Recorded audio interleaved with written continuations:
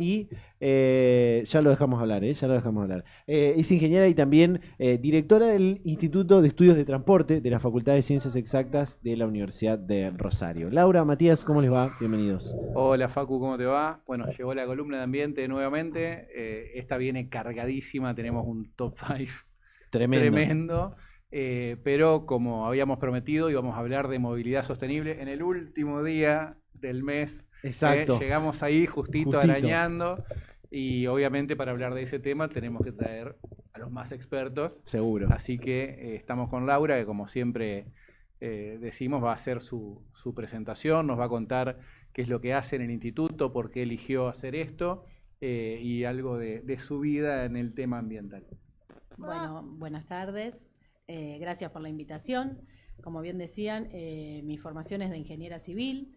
Yo estuve trabajando en el área de las construcciones, justamente en obras de grandes infraestructuras. Y cuando uno ve cómo afecta el territorio, también se pregunta cómo puede hacerlo de una manera menos recurso intensiva, Claro. de una manera más amigable con el ambiente. Entonces, bueno, a lo largo de los años volví a la facultad como docente, como parte de este instituto, donde abordamos la problemática de la movilidad y el transporte y de qué manera eso impacta en nuestra vida cotidiana y en el ambiente habitualmente. Sí. Tengo un montón de preguntas. No sé si Mati ibas a. Yo tenía para Dale, ir dale. haciendo, pero te puedo ceder la palabra, por supuesto. Yo quiero abrir con una cosa que me parece fundamental en esto de la movilidad y el transporte. Es si las ciudades realmente están pensadas, la infraestructura de las ciudades están pensadas en cuanto a los servicios de transporte, ¿no? En base a la movilidad como servicio que queremos brindar, ¿no? Digo, servicios no solamente a los colectivos, sino también a los taxis, hoy que está también el tema de los taxi moto y demás, digamos. ¿Cómo pensamos la ciudad en ese sentido, ¿no? ¿Cómo la Eh, organizamos también? Me parece que ahí yo quería meter una que Dale, me dale, iría sí. antes, porque yo le quería preguntar, para avanzar sobre tu pregunta, ¿qué es la movilidad sostenible? Bien, Para bien. que tengamos un punto desde donde empezar a hablar. Bueno, perfecto. Creo que Hay mucho con ahí. una y la otra vamos a armar una única respuesta. Bien, la movilidad sostenible, ¿de qué se trata? De movernos de una manera que no genere inconvenientes, uso inadecuado de recursos, impactos en el ambiente que perjudique a las generaciones futuras, o sea, como Claro. concepto de sostenibilidad, ¿no? ¿Y en qué se basa? Bueno, en que podamos hacerlo de una manera que utilice los recursos óptimos para cada traslado y para cada necesidad de traslado, sea una persona o sea una carga, lo que estamos teniendo en cuenta. Y ahí viene por qué el concepto de movilidad. Nosotros hablábamos antes de transporte, que es un concepto del siglo pasado, que tenía el foco en los vehículos y la cantidad de infraestructura que dábamos para mover esos vehículos, y la Claro. variable de decisión era el menor tiempo posible y la mayor velocidad. La movilidad pasa el foco a las personas y a las cargas. Ya nos concentramos en que los que se quieren mover son individuos. Entonces, cuando la unidad de medida pasan a ser las personas, ya no contempla si van en vehículo, si necesitan 2 o 4 metros, cómo hacen uso del espacio público. Entonces nos focalizamos en optimizar la cantidad de personas o la cantidad de cargas que movemos de la mejor manera para el trayecto que tienen que hacer. Y ahí enlazo, si me dejan seguir hablando, Sí, por supuesto, por supuesto. con lo que me preguntabas, sin hacer una historia del urbanismo. Las calles en general fueron concebidas, no estamos acá en Latinoamérica con ciudades de tipo medieval como puede haber en Europa, pero en general las calles fueron concebidas para otra estructura de movilidad, para otro tipo de vehículos, para otras velocidades. Entonces, con el avance del vehículo automotor y otra lógica en la movilidad, empezaron a quedar pequeñas, ¿sí? Y ese uso del espacio público que hacemos empezó a priorizar mover más vehículos. Entonces Claro. restringimos las veredas, generamos más espacio en las calles, que hoy en día lo vemos ocupado a lo mejor con vehículos que se estacionan durante 8 horas al día, un pedazo de calzada o de espacio público, porque en sí el espacio que tenemos desde línea de edificación a línea de edificación es todo el espacio público. Sí. ¿Cómo lo utilizamos y cómo lo dividimos entre los diferentes usuarios que quieren moverse? es una decisión que tenemos que tomar de acuerdo al modelo de ciudad que queremos habitar, vivir y a la calidad de vida de sus ciudadanos.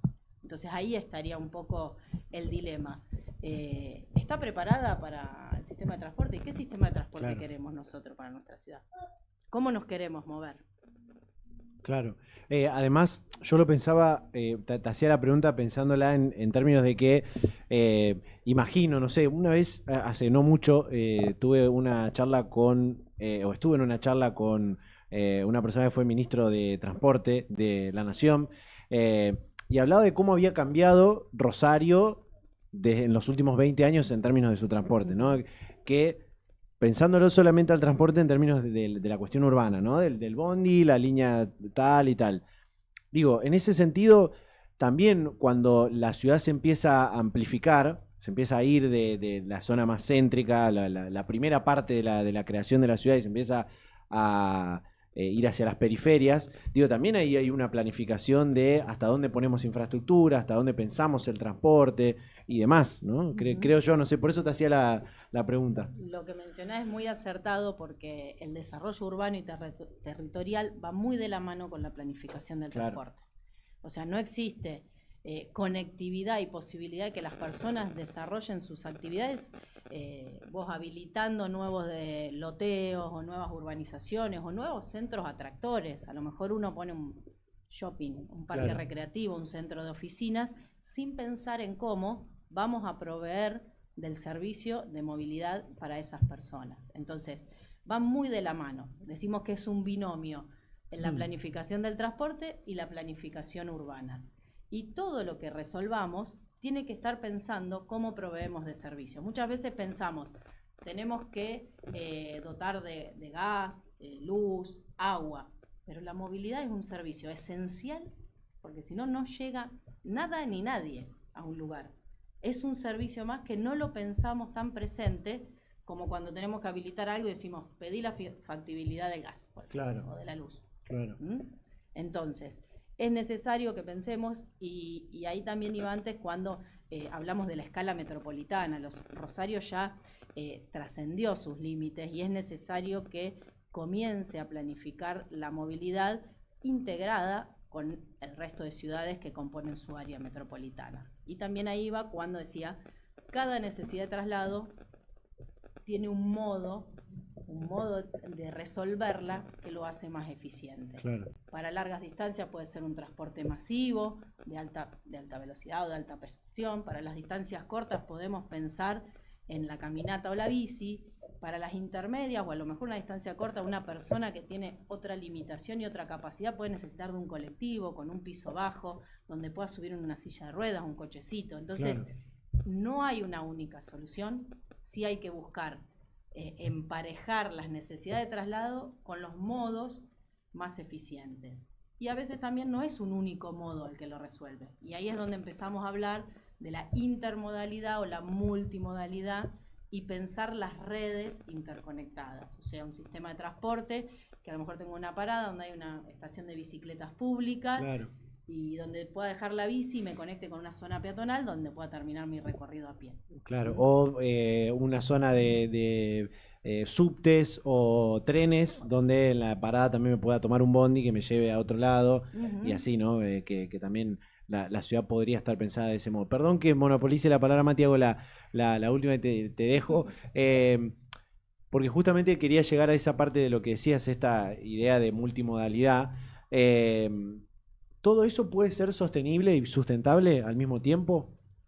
Bueno, eso es un gran desafío. Es una pregunta. O sea, a ver, el sistema de transporte, ya empezando de la base de que consume combustible, estamos generando emisiones. ¿Sí? Otra cuestión también es hacerlo de forma segura. O sea, segura, hablo de la integridad física, o sea, reduciendo los siniestros viales o los siniestros que se pueden ocurrir. Esa es otra pata más de la sostenibilidad, ¿no? Y la inclusión social, o sea, que sea asequible para todas las personas. Es un gran desafío en el contexto actual, es un desafío aún mayor porque el sistema de transporte público está totalmente desfinanciado por parte de la nación, con todo el tema de la quita de subsidios. Entonces, bueno, hay que empezar a ser como más creativos y buscar las formas de sostenerlo. Ambientalmente, bueno, buscar la forma de mitigar las emisiones, buscar combustibles que sean menos ofensivos para el ambiente. Para algunas situaciones la electrificación de la motorización puede ser una alternativa. Esto no significa que cambiemos todos los autos particulares a autos eléctricos, vamos a estar en el mismo, vamos a seguir teniendo congestión, siniestros viales, porque cambiar un tipo de vehículo por la motorización nada más no nos va a acompañar. Pero sí, es posible, pero tiene que ser acompañado de un estudio del territorio donde uno está implementando el sistema de transporte y de la participación, la inclusión de toda la ciudadanía, porque esto conlleva un cambio cultural muy importante. O sea, hoy a alguien le preguntás, dejá de usar tu auto y subite al colectivo o anda en bicicleta, y no todos lo van a aceptar con una sonrisa el primer día. Claro. Entonces es un desafío, yo creo que es un desafío. Mati. Una pregunta. ¿Dónde estamos y a dónde estamos yendo en la ciudad y en la zona metropolitana de Rosario? Qué gran pregunta. ¿A dónde estamos yendo? No te lo voy a poder contestar, la bola de cristal no la tengo. ¿Dónde estamos? A ver, tenemos un sistema local de transporte que está tratando de recuperar su calidad previa a la pandemia, ¿no? Claro. Durante la pandemia hubo modificaciones en las líneas, estuvo muy golpeado por evitar la concentración de personas, entonces mucha gente adoptó otro modo de movilidad y hoy lo sostiene, sea sostenible el modo o no. Entonces tenemos que recaptar pasajeros para volver el sistema de transporte colectivo a su calidad y a su prestación habitual. Yo creo que los cambios que se vienen dando son sostenibles y son amplificables. Y creo que a donde deberíamos ir, a esto que hablábamos antes, a la integración a escala metropolitana. Claro. Hoy Rosario tiene un vínculo muy fuerte con todas las ciudades de su área metropolitana, al cual no estamos pudiendo atender del todo a través de modos sostenibles de movilidad. Y estoy pensando a lo mejor en un corredor masivo, ya sea de tranvía, de trenes, haciendo uso de las infraestructuras que ya contamos. Sí. O sea, creo que el camino va por la integración, por el análisis de la movilidad a escala metropolitana, la integración y el seguir insistiendo en este cambio cultural hacia modos sostenibles. ¿Cuál de las prácticas o de los usos del transporte tradicional es el que más impacta a nivel ambiental, ¿no? ¿Es el uso del auto particular o del motovehículo particular? ¿El uso del transporte público, digamos, el colectivo público, también tiene un impacto ambiental? ¿Cuál de todas estas posibilidades, todas estas modalidades es la que por ahí tiene mayor o menor, podamos ponerlo así también, la que tiene mayor y la que tiene menor impacto ambiental? Claramente la que tiene menor son los modos activos que le llamamos, donde uno usa su propia energía para desplazarse, como son la caminata y la bicicleta. Medir cuál es el impacto es difícil, porque la medición de emisiones ambientales, material particulado que generan los caños de escape sí se puede medir, pero la emisión de dióxido de carbono no es una medición directa, sino que uno la obtiene indirectamente por el consumo de combustible. Entonces a veces uno carga combustible en un pico de surtidor y las emisiones las generan en otro lado. Claro. Pero los estudios a escala nacional sí indican que el mayor porcentaje lo genera el vehículo particular y el transporte de carga carretero, o sea, el transporte con camiones, que no es en ámbito urbano, pero son los responsables de las mayores emisiones. El transporte público de pasajeros está en el 2% de las emisiones totales. Por eso sostenemos que tenemos que pasarnos al transporte colectivo. Y si además llegamos a implementar vehículos eléctricos, como acá tenemos varios y en la universidad se están reconvirtiendo algunos colectivos eléctricos, también eso va a reducir aún más. Pero al segmento que más tenemos que apuntarles es a los vehículos particulares. En lo que es personas, y a revisar nuestra matriz modal de transporte en lo que hace a cargas. Hoy, más del 90% de las cargas que llegan a los puertos de la zona Gran Rosario llega por modo carretero, cuando todos los puertos tienen llegada de vías férreas. Claro, Y claro. el ferrocarril es mucho más eficiente en términos ambientales y operacionales. Quiero hacerles una última pregunta por ahí para saber la visión de los dos en base al trabajo que vienen haciendo. Para volver en términos de transporte, de movilidad, de pensar también en lo urbanístico, en un momento se discutió aquí en la ciudad, en términos legislativos, esta idea de por ahí, vamos a ponerlo así, como de prohibirle el ingreso a los motovehículos, que son por ahí los que más contaminan, a cierta parte del centro, ¿no? Por ahí generar un centro, microcentro de una movilidad activa, que era lo que vos decías antes, esto de que la gente entre caminando o entre en bicicleta y dejar los autos y las motos para otras regiones de la ciudad. Este tipo de programas, este tipo de proyectos, ¿qué aportes le hacen a la cuestión ambiental? ¿Son significativos o es, bueno, por lo menos un granito de arena muy chiquito? ¿Cómo lo ven a esta idea? De hecho, son estrategias que se vienen siguiendo en muchas ciudades del mundo, fundamentalmente en ciudades europeas, donde los cascos céntricos son muy reducidos en cuanto a la infraestructura vial, se llaman zonas de bajas emisiones, Bien, donde se restringe totalmente el acceso a vehículos a combustión o de determinado tipo de motorización, que son las que más emisiones generan, y aquellos que tienen que ingresar, como ser transporte de pasajeros, un taxi o el transporte de carga para proveer de mercadería, o se le exige una motorización que no sea tan contaminante o se le cobra una tasa. Yo creo bien, que es una buena solución, pero uno tiene que ofrecer formas de acceder a esos lugares o claro, lugares donde poder detener su vehículo o llegar hasta la proximidad de esa zona en transporte público. claro, O sea, una medida restrictiva como es esa tiene que ir acompañada con una oferta para lograr, se llaman las medidas de empujar y tirar, ¿no? Uno lo está empujando a las personas que se bajen del vehículo, pero lo tiene que atraer hacia otro tipo de transporte, claro, hacia otro sistema. Pero creo que pueden impactar positivamente en el área esa. claro, Son claro, acotadas en cuanto al impacto territorial, ¿no? claro, No estamos hablando que va a ser un impacto en toda la ciudad, sino que va a haber en esa zona. claro. Mati, ¿cómo ves eso?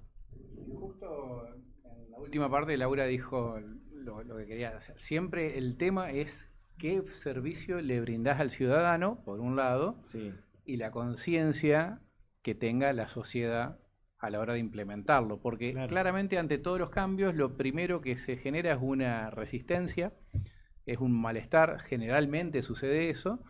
Bueno, es importante siempre generar todo un proceso de acostumbramiento, de que sea una decisión colectiva, de que la gente lo quiera y acompañarlo con un servicio público que te resuelva la situación, porque si vos tenés que gastar más dinero, tenés que dejar tus comodidades, tenés que dejar, bueno, lo más probable es que si no hay una buena gestión, la gente se resista a este tipo de soluciones. claro. En el otro esquema, creo que sería muchísimo más viable. Digo, muchos lugares del mundo ya lo implementan. Rosario no es un lugar como para despreciar algún tipo de medidas de las que se implementan en cualquier lugar o en cualquier capital de las mejores del mundo. Bien, bien. Yo no tengo más preguntas, así que Laura, Pero te morías de ganas de hablar de movilidad. sí, sí, sí. El transporte es un tema que en términos de lo que es lo ambiental, este muchachito tiene ganas de hablar, así que ahora Sí, ahora le vamos vamos a a preguntar un par de preguntar. cosas. Eh, en términos de lo que es el ambiente como tema, todo lo que Sí, tiene que sí. ver con el transporte es la verdad uno de los ítems que más me gustaba charlar en algún momento, porque corresponde también a muchas cosas, ¿no? A la parte de la conciencia social, que era esto que decía, que por ahí lo más complicado, pero también a la planificación urbanística de la ciudad, que me parece algo sustancial, ¿no? Para poder hacer el cambio más oportuno y viable, ¿no? Para que tenga un buen impacto. Laura, como siempre, un mensaje en algunos segundos antes de pasar al otro tema que hablamos. Bueno, Este es un programa que ven muchos jóvenes, así que ujú, para que sepas a qué audiencia. bárbaro, buenísimo. Bueno, creo que va un poco por lo que comentábamos recién, por el cambio cultural. El transporte es algo que afecta mucho el ambiente, pero lo bueno es que podemos tomar pequeñas decisiones todos los días que van a impactar en ese cambio que necesitamos. Entonces, es animarnos al cambio y crecer de forma responsable con cada una de las decisiones que tomamos para nuestros movimientos habituales. Siempre hay una manera de hacerlo que va a afectar menos a la ciudad, al ambiente que compartimos todos los días. Entonces, los animo a eso. Muchísimas gracias por tu A tiempo, ustedes. es Muchas muy gracias. noble lo que haces todos los días y bueno, gracias por compartirlo con nosotros. Muchas gracias a ustedes. Gracias, Laura. Bueno, quedamos con... Queda el top 5, vení Juan, vení. Vamos a ¿Le hablar querés con contar papá. algo a Facu? A ver, ¿Eh? quiero preguntarle cosas al A ver. ¿cómo se llama? Lucio. ¿Qué Quiero mensaje preguntarle tenés cosas para después a los Lucio. grandes vos?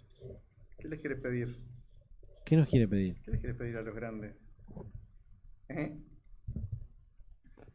¿Que usemos más la bici? ¿Que andemos más caminando? Que cuiden que... No, ¿Eh? Vino con ganas Me da vergüenza, de contar dijo, cosas. Voy a Bueno, decir no esto, pero me da vergüenza. Bueno, vamos a pasar al top. Dale, Y, dale. Esperá, lo tenemos. Lo tenemos a Compañero, Lucio. a Lucio. Lucio puede decir cosas que no sean de Central. No, mentira, mentira. Contanos lo que quieras ¿Qué? de lo que estuvimos hablando. ¿Qué te parece? ¿Hay que usar más la bici? ¿Hay que andar más caminando? ¿Cómo lo ves? ¿Hay que cuidar más el ambiente? Hay que usar más la bici. Bien, bien. Muy bien.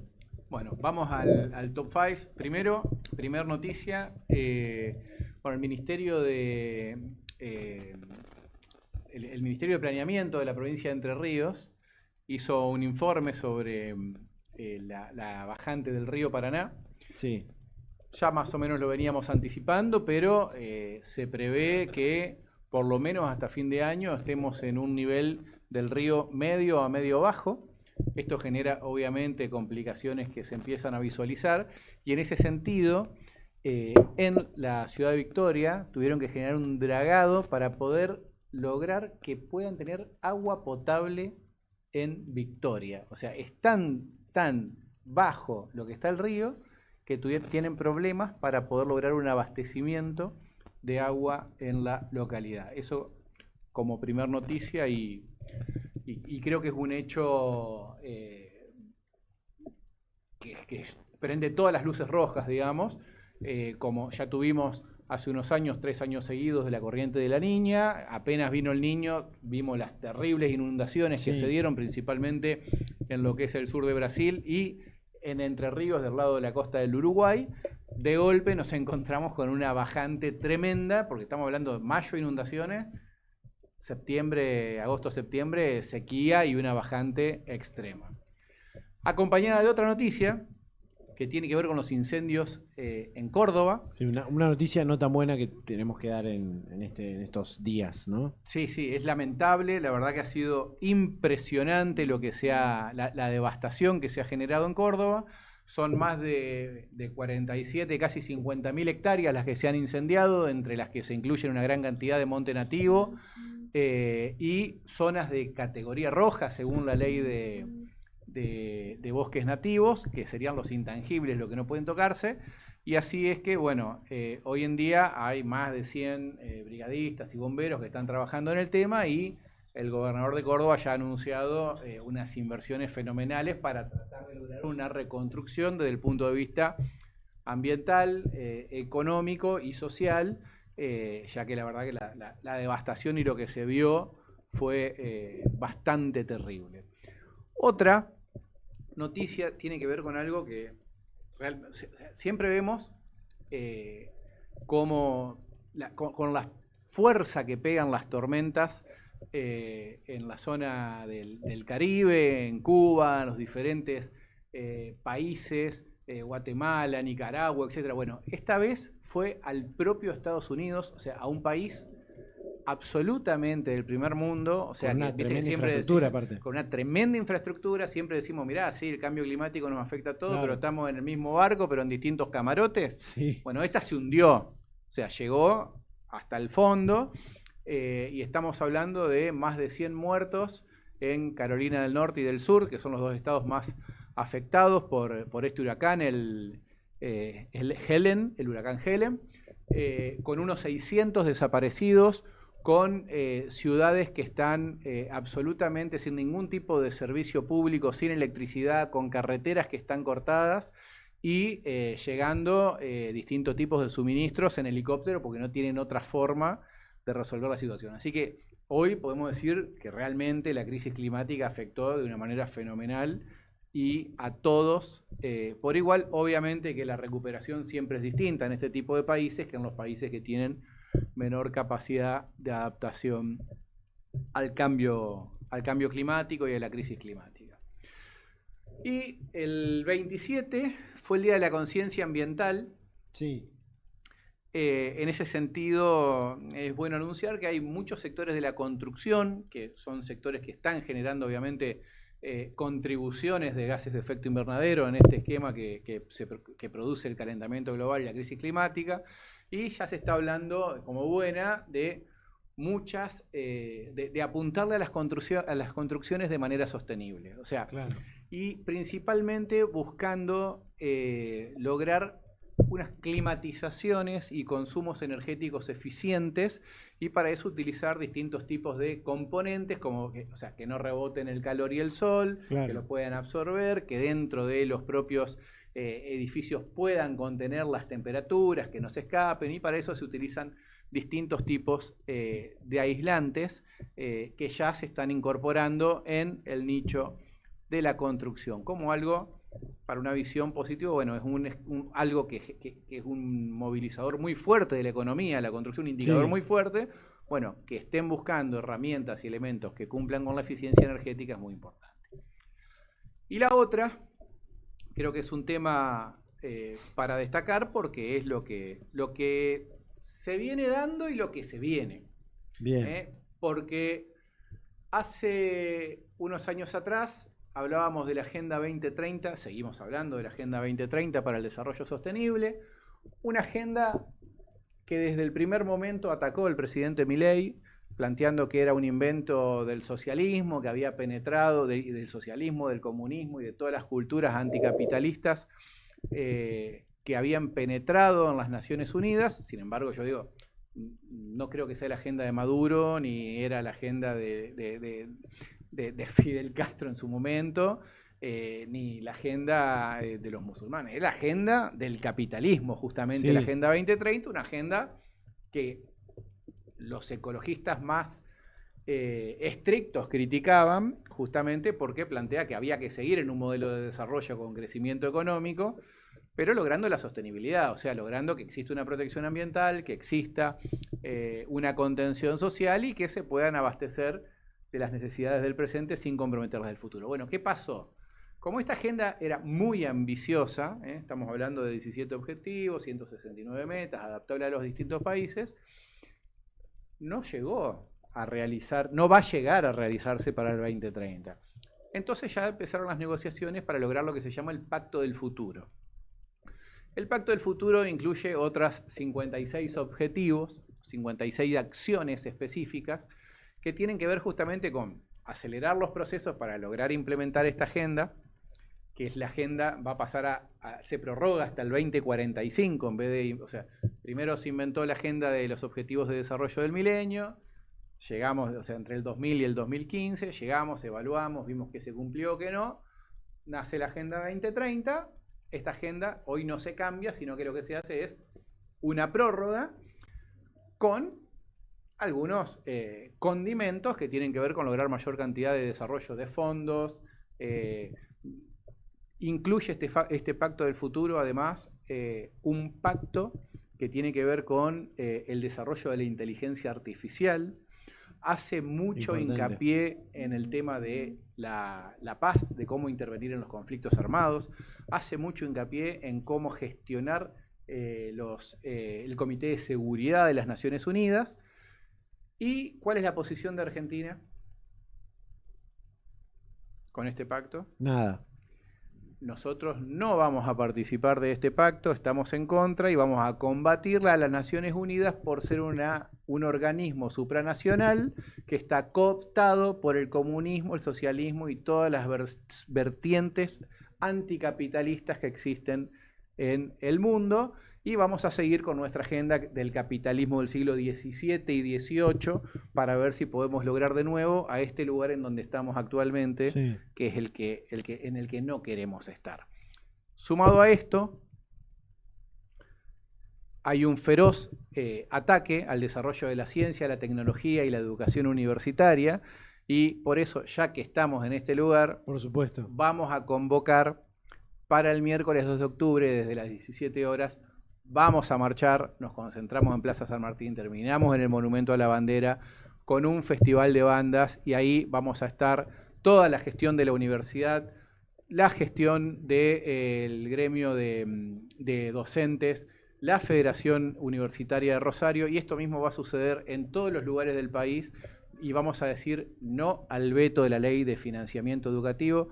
Es mentira que es una ley que rompe el equilibrio fiscal, estamos hablando del 0,14% del PBI, o sea, de los presupuestos, o sea que realmente lo único que se plantea es garantizar el financiamiento básico de las universidades públicas de nuestro país, que es un sello diferenciador y tan necesario hoy en día para lograr un cambio y una transformación, porque desde las universidades es desde donde estamos estudiando todas las diferentes soluciones a estas crisis que se vienen dando, con una particularidad. Hoy no estamos hablando de una universidad que dice esto es la ciencia, esto es lo que corresponde y todo lo otro no sirve. Es una universidad que está acercándose a la sociedad, tomando los conocimientos populares, acercándose a la gente, y eso está sucediendo en todo el país. Entonces, creo que es fundamental que si nosotros queremos lograr una transformación, avancemos en el equilibrio fiscal, eso está muy bien, la gente lo pide, la gente lo quiere, cortemos con el despilfarro,